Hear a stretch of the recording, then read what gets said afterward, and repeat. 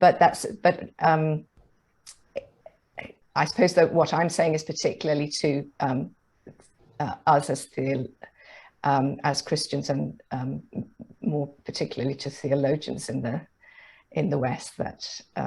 this must make a big difference. And in my experience of trying to bring voices from other parts of the world into conversation with Western theologies, or even, you know, inviting people to a conference,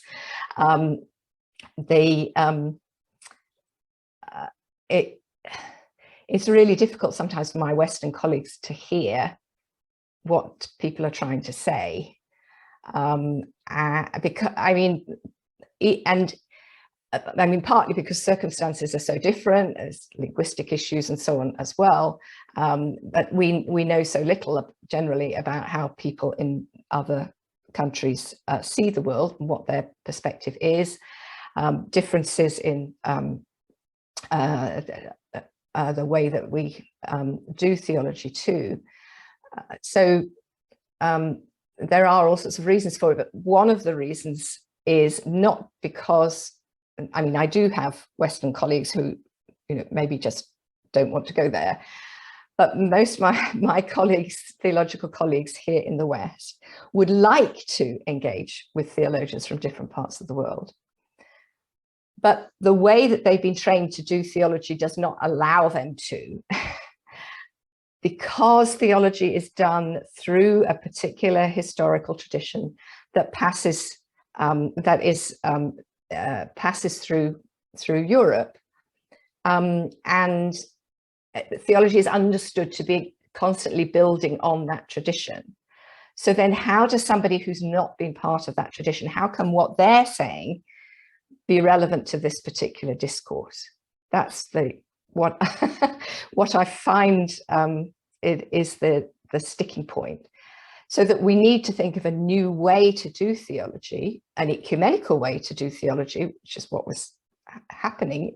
as you know, as we go through the book of Acts, and as we have different contributors in the New Testament as well, and you know, different gospel writers all coming from different perspectives, not quite telling the same story, but you know, being put together in the same book to talk to each other. And to work things out together. And, you know, the idea of a council at Jerusalem then, you know, plays out in further councils of the church through history, to try and hear the different voices,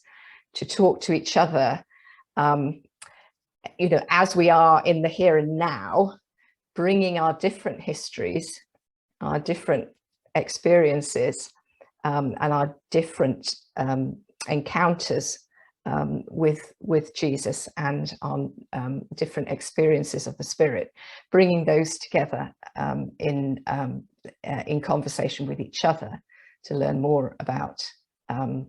how each other thinks. And in that way, we get a much richer understanding of biblical passages, and of who we are as Christians and what we're called by Jesus to do.